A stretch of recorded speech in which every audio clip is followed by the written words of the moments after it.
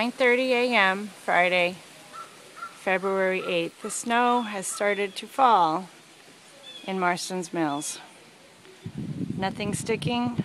Not sure if you can see it on the camera. 11 a.m. Friday, and the snow is starting to stick. Not too much. 12:20 in Marstons Mills, still snowing. Friday. 4:30 in Marstons Mills. Not much wind yet. 5:13. We've got a lot more snow. Wind is picking up. It's a little hard to see.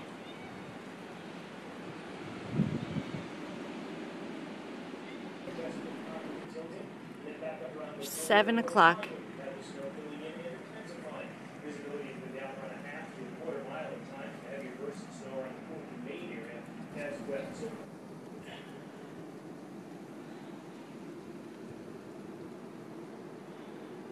Six a.m. Marstons Mills, near 10 a.m. Still snowing. Cool. Awesome. Awesome.